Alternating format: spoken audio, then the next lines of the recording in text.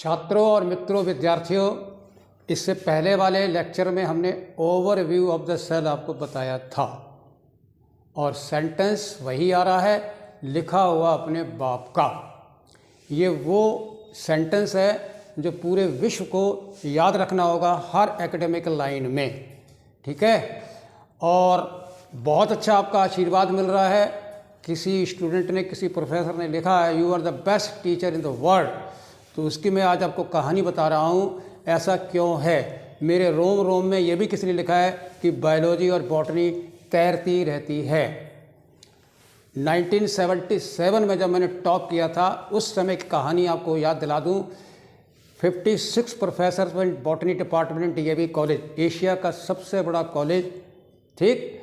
और उसमें जो है जब मेरी एंट्री होती थी तो मुझे कुछ भी नज़र नहीं आता था। ऑरिजिन ऑफ लाइफ, 2 वर्ड मेरे बॉटनी के छाए हुए थे कि कोई भी चीज़ अगर है तो क्यों है।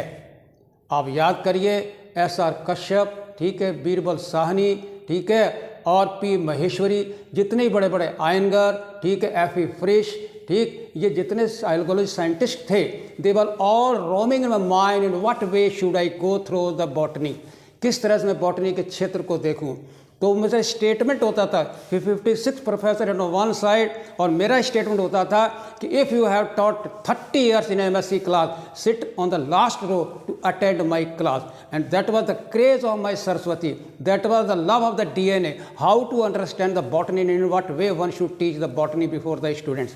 विद्यार्थियों के सामने किस प्रकार पढ़ाया जाना चाहिए, क्या पढ़ाना चाहिए, कैसे। अगर स्टूडेंट के दिमाग में इंटरेस्ट नहीं डेवलप होता है तो ऐसा पढ़ाना कोई सार्थक नहीं होता है। मेरे इस प्रयास के सरस्वती के कारण क्या थे वो मैं आपके सामने ला रहा हूँ कि ऐसा मैं क्यों कहता हूँ। 7 जन्म तक भी पॉसिबल नहीं है, क्योंकि मैंने पूरा जीवन ही अपना जो है आपके स्टूडेंट के लिए दे दिया है। मैंने कभी नौकरी नहीं की, कभी किसी के दरवाजे नहीं गया, और आपकी कृपा से मैं आज तक सर्वाइव कर रहा हूँ। मैं बहुत सौभाग्यशाली हूँ, और आपका मार्गदर्शन जो मुझे यूट्यूब पर जब मिला है तो निश्चित ही ये मेरे लिए एक बहुत बड़ा मील का पत्थर साबित हो रहा है कि कितनी जल्दी और पूरे विश्व में जो है ये आपका चेहरा दिखाई देगा, ठीक है। 3 चीज़ें मैं आपके सामने रख रहा हूँ, वो ज़रा गौर से देखिए। वो है क्या रीज़न है कि मेरे दिमाग में कितनी आग लगी रखती है। जैसे वो है मेरा रूल है DWM। D का मतलब है डायग्राम। कल्पना कीजिए जिससे मेरी एंट्री हुई MSc के अंदर, तो एल्गी के डायग्राम, ब्रायोफाइट के, टेरोडोफाइट के, जिम्नोस्पर्म के, angel, what ever it may be, जैसे मैं डायग्राम बना दूंगा और पेंसिल से, तो वो हमारे सर जो होते थे वो कहते तुम्हारी कॉपी को छूने में करंट लगता है, तो वो डायग्राम मेरे जैसे नहीं बना सकते। ये बॉर्न है, मेरे अंदर आग है। हाउ टू ड्रॉ, ये नहीं रट करके क्लेमेटोमोरस बना लिया, पैरेन्काइमा बना लिया, या यूग्लिना बना लिया, या मस्टर्ड फ्लावर बना लिया। ऐसा क्यों है? नेचर के अंदर इतनी भयंकर डाइवर्सिटी जो है, किस तरह से DNA ने जो इवॉल्व की, कैसे स्पीसीज बनी, कैसे इवोल्यूशन हुआ, कैसे पानी में रहे, कैसे ज़मीन पर आए, और किस तरह से जो है हम जिया मेज तक मोस्ट इवॉल्व क्रॉप प्लांट पर पहुँचे, ठीक है। तो डायग्राम मेरी बहुत बड़ी काबिलियत है। दूसरा, अगर आप डायग्राम मेरे से बना भी लेते हो ना, तो आप राइटिंग में हम आपको मार देंगे। तो मेरे जैसा राइटिंग आप कोशिश कीजिए लिखने की, इतना स्पीड से, इतने वर्ड में, वो भी पॉसिबल नहीं है। हो सकता है उससे भी अच्छा लिख ले, और मान लिया आप राइटिंग मेरा साथ लिख भी लेते हो, तो तीसरे में हम आपको हाथ नहीं रखने देंगे। ये कई पीढ़ियों का DNA का मटेरियल है, उस मटेरियल में हम आपको काट देंगे। ये मेरा जीवन जो है आपके लिए है, और मैं देख रहा हूँ कि धीरे धीरे आपका जो आशीर्वाद और जो आपकी चाहत और जो आपकी तमन्ना भविष्य की है, वो सब आपको दिखाई देगी कि अगर हम रात को डीप स्टडी करते हैं तो सुबह हमारी बहुत ही खूबसूरत होती है, ठीक है। ये आप भी कर सकते हो, कोई भी धीरे धीरे जो है एकेडमिक टीचर जो है एक कैटलिस्ट है, वो एक कैटलिस्ट प्रोसेस के द्वारा स्टूडेंट के दिमाग के ऊपर उनके पढ़ने के, स्टडी के मेथड को काफ़ी इजी कर देता है, और उसको इमेजिनेशन में डाल देता है कि कल तुम्हारा आने वाला, और तुम अपने और ढंग से इसको और अच्छा बनाओ, ठीक है। इस तरह से सेल बायोलॉजी के अंदर बहुत ही इंपॉर्टेंट टॉपिक को मुझे बहुत अच्छा लगता है, how to roam in the world of nucleus inside the DNA to just to have a huge diversity. इतनी ज़्यादा विभिन्नता जो जाती है कैसे होता है, ये जैसे जैसे आप करेंगे आपको बहुत पता लगेगा। क्योंकि मेरे लेक्चर नीट के हिसाब से मैं बहुत कंट्रोल होकर के आपके सामने बोलता हूँ। इसके बाद जब मौका आएगा तो एमएससी में उतरूंगा और उसके बाद सीएसआईआर और हायर एजुकेशन में। पूरी विश्व की यूनिवर्सिटियों में ये एक चैलेंजिंग है कि इस स्टेज पर, इस एज पर किस तरह से हमारा जो विगर है, हमारा जो जीनोम के अंदर जो जीन्स है, how they are keeping me so much energetic to just to deliver the lecture before anybody else. तो कैसे मैं बोल रहा हूँ, ये सब उस सरस्वती माँ की कृपा है जो हम आपके सामने प्रस्तुत कर रहे हैं। ठीक है, और आज हम आपके सामने ला रहे हैं, बहुत ही हेल्पफुल आपका लेक्चर है, वो है function of the different component of the cell. कल्पना कीजिए कोई बड़ा ताजमहल हो या बहुत बड़ी बिल्डिंग हो या आपका पार्लियामेंट हो या इंडिया हो, तो कोई ना कोई स्ट्रक्चर अवश्य होता है। तो सेल जो है एक स्ट्रक्चर है। अगर आप स्ट्रक्चर की बात करते हैं तो बाहर से अगर आप प्रवेश करेंगे तो आपको बहुत सारी चीज़ें अंदर जो है विशाल रूप में दिखाई देगी।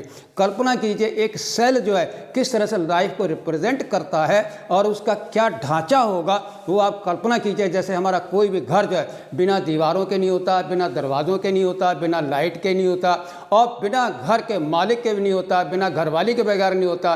कोई ना कोई ऊर्जा के स्रोत होना बहुत ज़रूरी है। जिंदा रहने के लिए तनख्वाह बहुत ज़रूरी है।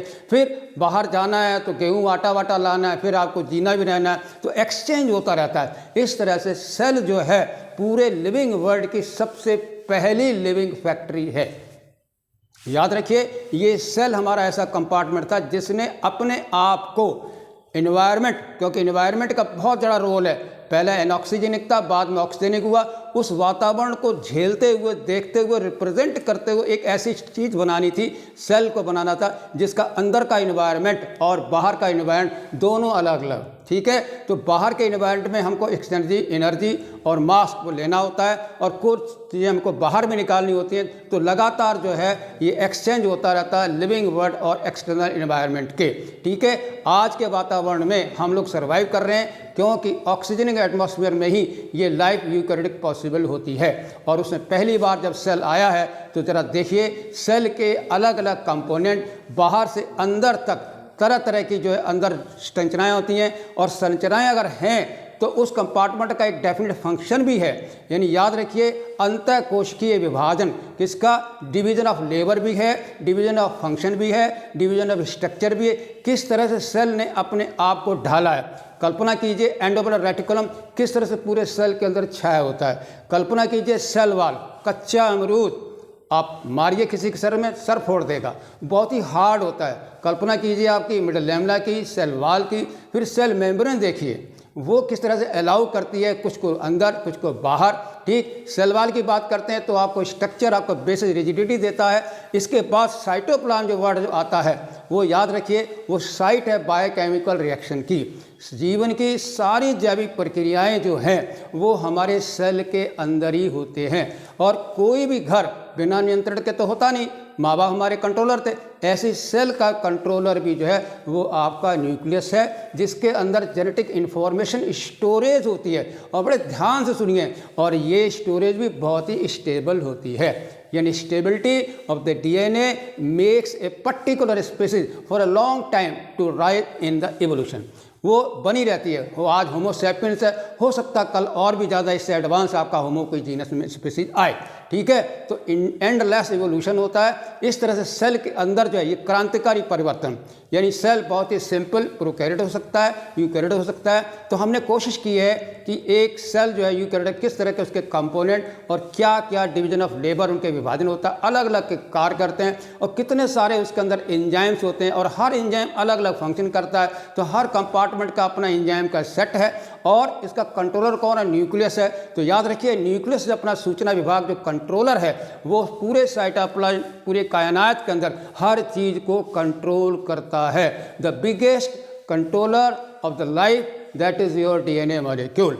ओके, तो ये कोई अतिशयोक्ति नहीं है, आप भी अध्ययन किए और हो सकता है उससे भी आगे आप निकलें। क्यों, हमारा प्रयास है कि हम आपको वो प्लेटफॉर्म दें जहां से आप कल्पना के द्वारा बहुत ही अच्छे अच्छे और हमसे भी कई गुना ऊंचे आप वैज्ञानिक या अध्यापक बन सकते हैं। ठीक है, let us try now to understand the component and their function. Okay, see बम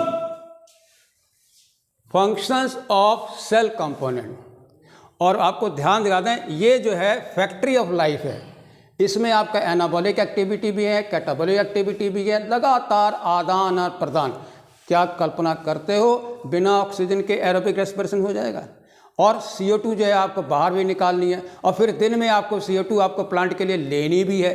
तो इन बातों को आपको ध्यान में रखना, रटना नहीं, नो रट्टाफिकेशन, लिखा हुआ अपने बाप का, ठीक है। अगर मैं ऐसे बोलूँगा तो आपको बड़ा अच्छा, बहुत अच्छा बोला, बड़ा अच्छा कर, तो मैंने ये कई साल तक देखा कि लोग अप्रिशिएशन बहुत करते थे कि यार लेक्चर तो बड़ा गजब की नॉलेज है, और जब मैं उनसे पूछता था तो मुंह उनका बंद कर देते, साहब पढ़ाते था बहुत अच्छा है, जब मैंने पूछा बताओ तो मुंह उनका बंद। तो ultimately I came to know, मुझे ये पता चला कि ये जो मटेरियल जो मेरा सुनते हैं ये कान से सुन के चला जाता है, तो ज़्यादा से ज़्यादा ये हुआ 1 मिनट 2 मिनट रुकता है तो वो चले। इसलिए मेरी समझ में भगवान ने, मेरी सरस्वती ने कृपा करी कि नहीं भाई, इनको लिखो, इनको तोड़ो और इनको बताओ कि देखो इस तरह से लिखा जाता है, ऐसे पॉइंट निकाले जाते हैं, और ये लिखा हुआ बाप अपने बाप का होता है, और यही आपको रिटेन होगा। क्यों? जो भी हम पढ़ते हैं या मैं बोलता हूँ DNA से mRNA बनना ही बनना है, और mRNA से प्रोटीन बननी है, और वो प्रोटीन जो है that is a stored information to keep you communicated with your study. Okay, um factory of life है। क्यों? फैक्ट्री माल बनेगा, आपका जो जीवन है वो इसी के कारण है, और इसका एनर्जी का सोर्स भी होना चाहिए, कंट्रोलर भी होना चाहिए, दोनों बातें याद रखें। तो यहाँ पर जो है स्ट्रक्चरल एंड फंक्शनल कंपार्टमेंटलाइजेशन के मैंने 4 टुकड़े आपके सामने किए हैं, ठीक है। लेट अस सी, एक एक करके देखते हैं। पहला वाला देखिए सेल वॉल, इससे पहले भी एक और होता है मिडिल लैमेला, वो हम आपको डिटेल में जब पढ़ाएंगे तब बाद है। मेजर हमने लिया सेल वॉल, ओके। उसके बाद आपका आता है प्लाज्मा मेम्ब्रेन, इसके बाद आपका साइटोप्लाज्म और न्यूक्लियस। 4 आपके मेन कंपोनेंट है, यानी स्ट्रक्चरल डिफरेंशिएशन है, और अलग अलग अपना कार्य करते हैं, यानी डिवीजन ऑफ लेबर है, किसके? स्ट्रक्चर की भी और फंक्शन की, और सबके अपने अलग अलग सेट ऑफ साइटोप्लाज्म के अंदर और प्लाज्मा मेम्ब्रेन न्यूक्लियर एंजाइम भी होते हैं, ठीक है। और आपका हेरिडिटरी मटेरियल जो है वो आपका न्यूक्लियस के अंदर कंट्रोलर है, ओके। अब हम यहाँ से चलते हैं, एक सेल वॉल, दूसरा प्लाज्मा मेम्ब्रेन, साइटोप्लाज्म। क्वेश्चन उठाइए, सेल वॉल क्या है, प्लाज्मा मेम्ब्रेन क्या है, साइटोप्लाज्म क्या है, और न्यूक्लियस क्या है। आइए देखिए, पहला कंपोनेंट देखिए सेल वॉल। कोई भी प्लांट जो है बिना सेल वॉल के आपका सर्वाइव नहीं करेगा। क्यों? उनके अंदर जो एक प्रकार का जो सेल का जो एक्सोस्केलेटन है प्लांट का, वो आपका सेल वॉल ही है। याद रखिए, आपने पढ़ा होगा कई बार कि cellulose the most abundant biomolecule of the biosphere, और उसी का ये सेल वॉल बनी होती है, वो हम आपको डिटेल में बताएंगे। यहाँ आपको बहुत ही ब्रीफ में कंपोनेंट के फंक्शन की बात करनी है, बहुत ही ब्रीफ। देखिए, प्रोवाइड शेप, आपने देखा होगा कई तरह के फ्लैटेड सेल होते हैं, एंगुलर सेल होते हैं, हेक्सागोनल है, ठीक है, यह आपका स्क्वायर टाइप का है। तो प्रोवाइड जो है shape and communication and rigidity and as well as protection and structure to the cell. कल्पना कीजिए, सेब है, केला है, मिर्चा है, फ्लावर है, तरह तरह के स्ट्रक्चर देखते हैं, तो ये बिना सेल वॉल के पॉसिबल नहीं है। मुझे उम्मीद है कि आप पहला हेडिंग आपका क्लियर हो जाओगा कि cell wall provide shape, communication, rigidity, protection and as well as structure to the cells, okay. Parenchymates हो जाए, कॉलेनकाइमेट्स हो जाए, जाइलम हो जाए, फ्लोएम हो जाए, मेरिस्टेम सेल हो जाए, तो उस सेल वॉल की कृपा है। आइए दूसरा देखिए घटक प्लाज्मा मेम्ब्रेन। इसका फंक्शन क्या है? रेगुलेट। अभी मैंने आपको बताया, अगर हमारा घर है तो बहुत सारे सामान हम लाएंगे भी, बहुत सारे आप बाहर निकालेंगे, पानी का कनेक्शन भी चाहिए, लाइट का कनेक्शन भी चाहिए। ऐसे ही सेल मेम्ब्रेन हमारी ऐसी बाउंड्री है, वो रेगुलेट करती है ट्रांसपोर्ट, ठीक है, किसका? सब्सटेंसेस का। यानी बिना मैटर के और एनर्जी के एक्सचेंज के सेल तो जिंदा नहीं रहना है, एक्सचेंज होना ही होना है, और किसको लेना है किसको नहीं लेना है, ठीक, वो आपको ध्यान में रखना। उसके लिए प्लाज्मा मेम्ब्रेन जो है ये रेगुलेट करती है ट्रांसपोर्ट ऑफ द सब्सटेंसेस, ठीक है। इन्हीं के ट्रांसपोर्ट के कारण ही आप एनाबॉलिज्म, कैटाबॉलिज्म वगैरह क्रियाएं करते हैं, इन एंड आउट। या तो क्या है? इन, जैसे आपकी है लाइट एनर्जी ग्रीन सेल में क्या अंदर आएगी, ठीक, O2 क्या होगी? बाहर निकलेगी।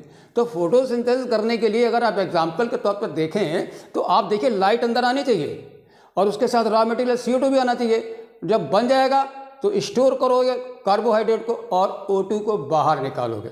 इस तरह से जो एक्सचेंज होता है इन एंड आउट का, that is being regulated by the plasma membrane, plasma membrane ही जो है वो रेगुलेट करती है किसको लाना है और किसको बाहर निकालना है। कल्पना कीजिए कोई बड़े बड़े किट नहीं है, एंड दे नो हाउ, कितना लाना है, कितना ले जाना, बाहर निकालना है। बहुत ही हाईली इक्विलिब्रियम बैलेंस कंट्रोल होता है। बम आइए तीसरा घटक साइटोप्लाज्म। इस समय आज व्हाट इज साइटोप्लाज्म, तो मैंने कल भी आपको बताया था कि अगर आप प्रोटोप्लाज्म लेते हो तो उसके दो टुकड़े C+N, C for cytoplasm, N for nucleoplasm. मोटे तौर पर साइटोप्लाज्म जो है किसी भी सेल के अंदर 3 डायमेंशनल स्पेस है जहां पर हम सारी जैविक क्रियाएं करते हैं, यानी whole of the biochemical reaction either of the metabolism or anabolism or catabolism, they all take place inside the cytoplasm. Cytoplasm एक ऐसा क्षेत्र है सेल का जहां पर सारी जैविक क्रियाएं जो हैं लगातार जब तक सांस है होती रहती हैं। आपको नहीं पता चलता, आप ऑक्सीजन ले रहे हो, CO2 निकाल रहे हो, लेकिन पूछो उनसे जो 10⁻14 सेल ह्यूमन बॉडी के अंदर जो वो किस तरह से जिंदा रहते हैं, कैसे आपको ऑक्सीजन दी जा रही है और कैसे आपकी CO2 निकाली जा रही है। Everywhere cell membrane is there, either plant का कहिए या कोई एनिमल कहिए या कोई माइक्रोब कहिए। The most important boundary to regulate the transport substances that is your plasma. Okay, समझ गए। एंड आउट साइटोप्लाज्म के बाद या मैंने बताया हुआ था एक्टिविटी है साइट की जो यहाँ पर होती है, जितनी भी मेटाबॉलिक रिएक्शन है वो आपकी कहाँ साइटोप्लाज्म हो रही हैं। आप जरा कल्पना कीजिए, let us now move into the cell. Cell के अंदर जब जाएंगे तो बहुत बड़ा दरबार है। धीरे धीरे महान वैज्ञानिकों ने पता लगाया कि सेल वॉल किसी ने खोजी, सेल मेम्ब्रेन किसी ने खोजी, फिर उनको बताया कि फिजिको केमिकल स्ट्रक्चर है, फिर इसके अंदर न्यूक्लियस, फिर इसके तरह तरह के सेल ऑर्गेनेली जो है वो खोजे गए हैं। एक एक करके हर वैज्ञानिक महान उन्होंने अपना कंट्रीब्यूशन योगदान दिया है और आज हम बड़े चाव से सेल बायोलॉजी पढ़ रहे हैं। ये एक आदमी का काम नहीं है, मेरे जैसे बहुत सारे आएंगे और वो लगातार ऐसे पढ़ाते रहेंगे। मैं तो एक तिनका मात्र भी नहीं हूँ, सिर्फ एक प्रेरणा के स्रोत पर कह रहा हूँ कि लिखा हुआ अपने बाप का और कभी स्टडी के साथ समझौता मत करना। और ये लिखा हुआ कभी दगा नहीं देगा, कभी धोखा नहीं देगा और आपको पता भी नहीं चलेगा। जब आप पेपर दोगे तो आपके सामने वो प्रकट हो जाएगा। आइए सबसे पहले हम कंपोनेंट ले रहे हैं एंडोप्लाज्मिक रेटिकुलम। कोई रट्टाफिकेशन नहीं है। एंडो का मतलब अंदर और प्लाज्मा ने सेल प्लाज्मा के अंदर। तो एंडोप्लाज्मिक रेटिकुलम फंक्शन क्या, इंट्रासेलुलर कंपार्टमेंट है। आपने देखा होगा कि पूरा जो है कहना पूरी छोटी छोटी ट्यूब्यूल जो होती है वो फैली होती है, ज़्यादा रेटिकुलम की तरह से फैला हुआ होता है। तो पूरा साइटोप्लाज्म जो है वो आपका अंदर से कंपोनेंट बना लेता है, मेम्ब्रेन के अंदर और मेम्ब्रेन के बाहर। तो आपको क्या पता करना है, इंट्रासेलुलर कंपार्टमेंटलाइजेशन है, ठीक है। जैसे आप कहते हो SER है, RER है, रफ एंडोप्लाज्म और या स्मूथ है, कोई भी हो। क्या है, largest cell organelle. If you try to compare, अगर हम तुलना करें सेल के अंदर सबसे ज़्यादा फैला हुआ कौन सा ऑर्गेनेली फैला हुआ, तो आपका आंसर आपका क्या है, एंडोप्लाज्मिक रेटिकुलम। ये याद रखिए, ठीक है। In area as well inside, ठीक, चारों ओर फैला हुआ था। आप NCERT की किताब देखिए और जरा देखिए लिपोजेनेसिस, लिपिड की सिंथेसिस भी करता है और सिंथेसिस ऑफ स्टेरॉइड, ये आपका बहुत ही इंपॉर्टेंट। देखिए ये देखिए, सिंथेसिस ऑफ स्टेरॉइड हार्मोन होते हैं उनकी करता है और साथ साथ प्रोटीन। आपको ध्यान होगा RER रफ, क्योंकि उसके ऊपर राइबोसोम लगे होते हैं और वो आपका प्रोटीन की सिंथेसिस करता है। एंड फॉर्मेशन ऑफ वैक्यूल, छोटे छोटे वेसाइकल होते हैं और वैक्यूल का भी निर्माण करता है। ये आपका काम है किसका, एंडोप्लाज्मिक रेटिकुलम का। All the most important function जो वो मैंने कोशिश की है यहाँ पर लिखने की। आइए दूसरा कंपोनेंट देखिए, राइबोसोम। याद रखिए ये नॉन मेम्ब्रेनस है, कल मैंने आपको बताया था। इसका एक ही फंक्शन मोस्ट इंपॉर्टेंट है, प्रोटीन सिंथेसिस, राइट है। इसके बगैर प्रोटीन सिंथेसिस नहीं कर सकते और ये आपका फैक्ट्री है किसके, प्रोटीन बनाने की। सेल के अंदर प्रोटीन बनाने की फैक्ट्री अगर कोई है तो राइबोसोम। ओके, अब आता है माइटोकॉन्ड्रिया। कभी जमाना था एनारोबिक रेस्पिरेशन का, फिर एरोबिक। जैसे ही एरोबिक आएगा तो सेल के अंदर एक अलग से ऑर्गेनेल बनाया गया है, वो है आपका माइटोकॉन्ड्रिया। रिमेंबर डबल मेम्ब्रेन है, क्रेब्स साइकिल इसका सबसे पहला फंक्शन है। क्यों, ग्लूकोज का कंप्लीट ऑक्सीडेशन आपका माइटोकॉन्ड्रिया में है, साइटोप्लाज्म में नहीं है। फिर देखिए अमीनो एसिड की सिंथेसिस भी है, लिपोजेनेसिस फैटी एसिड की भी सिंथेसिस है, ठीक है। और beta oxidation of fatty acid, यानी खूब सारी चर्बी खाते हैं तो उसको हमें एनर्जी की जरूरत पड़ती है, तो हम फैटी एसिड को तोड़ते हैं जिससे हमें उससे ऊर्जा मिले, तो उसको कहते हैं बीटा ऑक्सीडेशन फैटी एसिड। और डिटॉक्सिफिकेशन भी है और एपोप्टोसिस।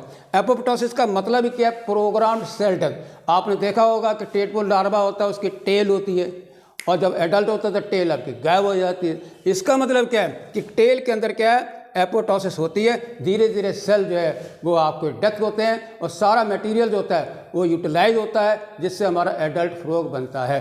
तो प्रोग्राम्ड सेल डेथ को हम एपोप्टोसिस कहते हैं और इसमें माइटोकॉन्ड्रिया का बहुत बड़ा रोल है। ठीक है, और देखिए डिटॉक्सिफिकेशन ऑफ सब्सटेंस, बहुत सारे हार्मफुल सब्सटेंस सेल के अंदर आते हैं, उनको जो है डिटॉक्सिफिकेशन भी आपका माइटोकॉन्ड्रिया करता है।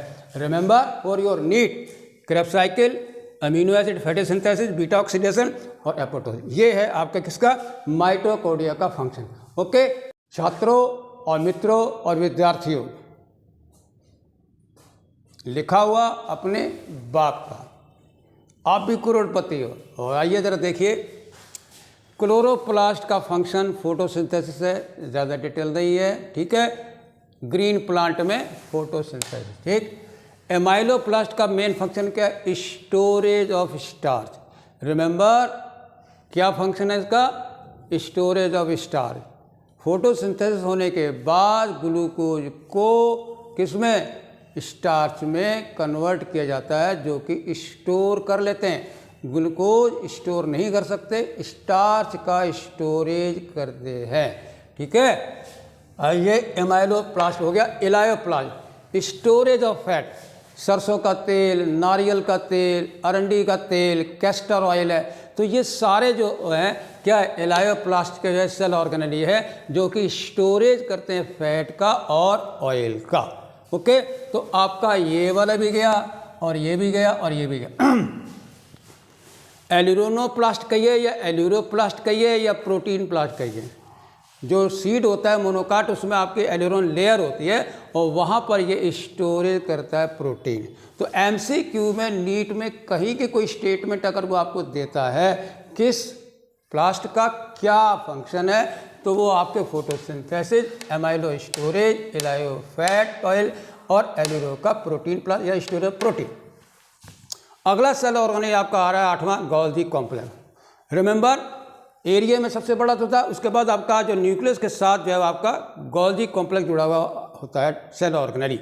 इसका मेन फंक्शन क्या है? ये देखिए, पैकेजिंग तरह तरह की। कभी भी आप पंसारी की दुकान पर जाते हो, आटा की पैकिंग, हल्दी की पैकिंग, नमक की पैकिंग, ठीक है, मसाले की या कोई और दाल की पैकिंग, तो वो सब जो तरह तरह की जो ऐसा काम जो है वो आपका गोल्गी बॉडी करता है। तो remember packaging and sorting of the protein as well as lipid किसके द्वारा हो रही है? गोल्गी कॉम्प्लेक्स के द्वारा होती है। स्टोरेज में भी और सिक्रीशन में भी और एक्सक्रीशन में भी इसका बहुत बड़ा रोल होता है।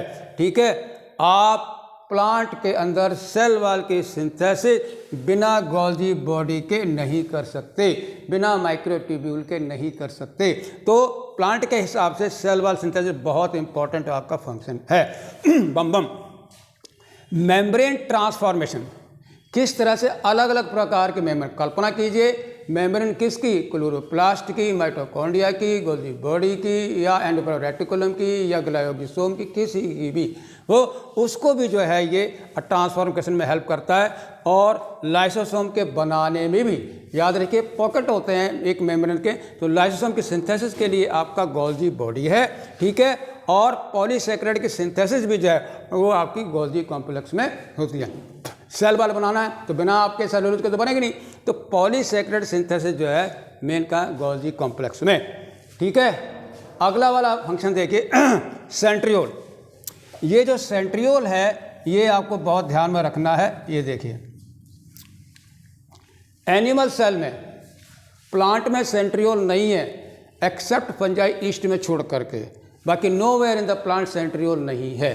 ठीक है, न्यूक्लियस के पास जो सेंट्रियोल जो है इसका मेन फंक्शन क्या? स्पिंडल एपरेटस बनाना, यानी जब सेल डिवाइड करता है तो जो डॉटर न्यूक्लियाई बनते हैं उनको अपोजिट पोल पर ले जाने के लिए एक स्पिंडल शेप जो एपरेटस बनता है। ठीक है, ऐसे करके मैं आपको दिखा रहा हूँ। ये आपका स्पिंडल एपरेटस जो है फॉर्मेशन कौन करता है? सेंट्रियोल करता है। दूसरा, इसके बगैर ना फ्लैजेला बनना है और ना सीलिया बनना है। प्लांट के केस में एनेस्ट्रल और एनिमल केस में एस्ट्रल पोल बनते हैं, अपोजिट पोल पे डॉटर न्यूक्लियाई को पहुंचाना होता है। लाइसोसोम देखिए, सुसाइडल बैग भी कहते हैं, इनका काम क्या है? Intracellular digestion. किसी भी सेल के अंदर आप कल्पना कीजिए प्रोटिस्टा के अंदर यूनिसेलुलर होते हैं, तो वो जो भी अपना डाइजेशन करते हैं किसके द्वारा करते हैं? लाइसोसोम के द्वारा करते हैं। तो इंट्रासेलुलर डाइजेशन किसके द्वारा हो रहा है? लाइसोसोम के द्वारा हो रहा है, ये आप याद रखोगे।